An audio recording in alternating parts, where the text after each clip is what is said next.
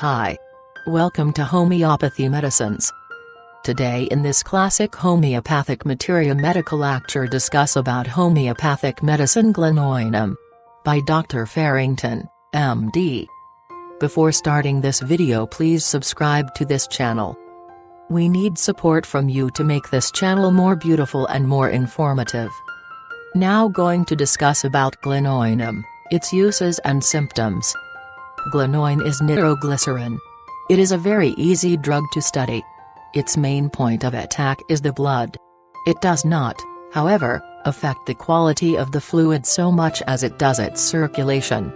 The keynote to the whole symptomatology of the drug is expressed in this one sentence: a tendency to sudden and violent irregularities of the circulation.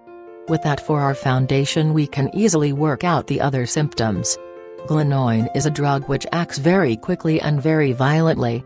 The symptoms which are traceable to the irregularities in the circulation are these: very characteristic, indeed, is a throbbing headache.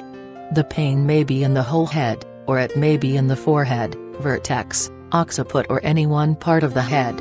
This throbbing is not a mere sensation, it is an actual fact.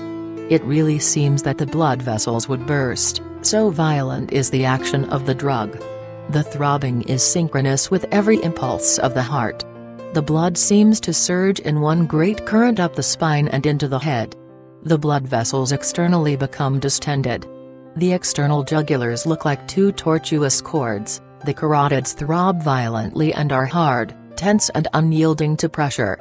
The face is deep red. This throbbing is either associated with dull distressing aching or with sharp violent pains. We find Glonoin applicable to sunstroke, indicated either by the symptoms already mentioned, or by symptoms which show that the prolonged congestion has produced depressing effects upon the brain. The face becomes rather pale, the pulse, which was at first full, soft and feeble, and respiration labored. There is not so very much pressure about the chest as about the medulla oblongata, thus interfering with the nerves of respiration.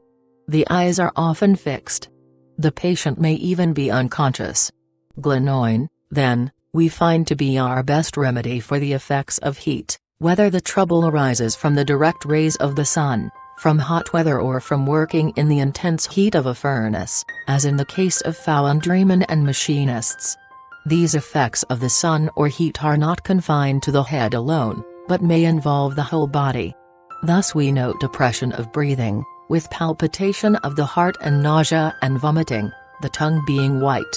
This nausea is not gastric in origin, but cerebral, as under Rustox, belladonna and apomorphine.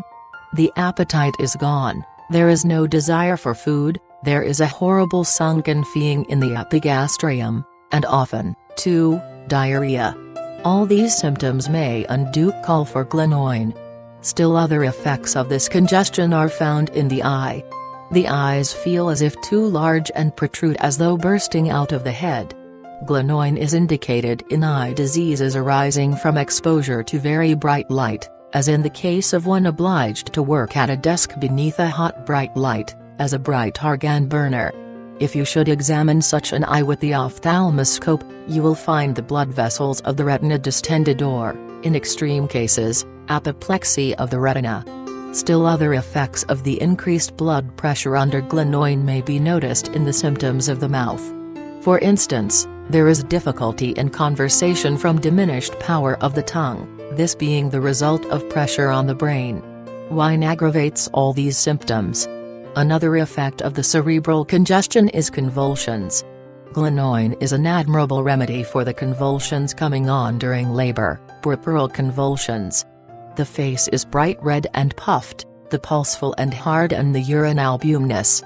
The patient froths at the mouth, she is unconscious. The hands are clenched, the thumbs being in the palms of the hands. At other times, the hands are stretched out as under secole, and the patient is unconscious. I think that Glonoin is one of the best remedies we have for the congestive form of peripheral convulsions, that form which is announced by rush of blood to the head, especially if there is albuminuria. It is also invaluable in congestion to the head from suppressed menses. The mental symptoms traceable to this congestion are syncope or sudden fainting, The face being pale or often livid, black spots before the eyes, sudden onset of unconsciousness, well-known streets seem strange to the patient. This last symptom is one decidedly dangerous. Suppose a person who is subject to apoplectic congestion, is suddenly seized in the streets with one of these attacks and does not know where he is, then Glonoin is the remedy for him. Another remedy is petroleum. Sometimes the congestion is so great as to make the patient frantic. He tries to escape, to jump out of the window. Glonoin is also useful for the bad effects from fear. I mentioned that briefly when speaking of opium. There is horrible apprehension and also sometimes the fear of being poisoned.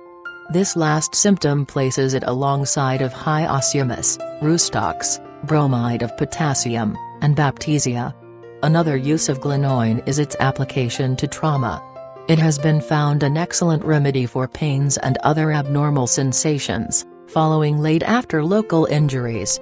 Long after the reception of an injury the part pains or feels sore, or an old scar breaks out again, then Glonoin seems to relieve.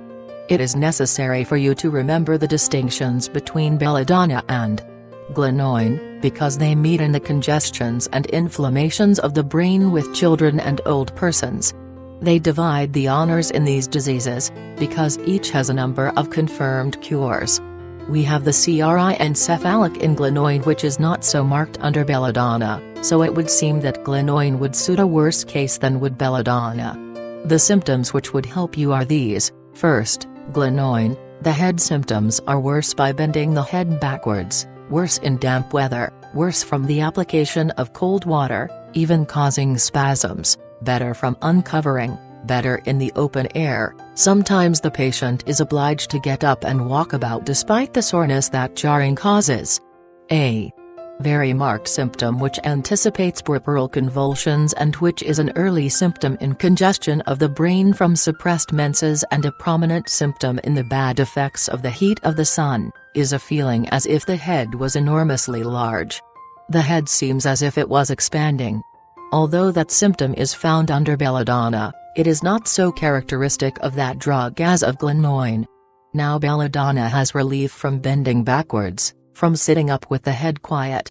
Belladonna usually has relief from covering the head, while Glonoin has relief from uncovering, although the latter symptom is of less importance than the others. The best antidote to Glonoin that I know of, is aconite. Thanks for watching this video. If you want more videos like this, please subscribe to this channel and press the bell icon. Comment us your feedback. Like and share this video with your friends and family.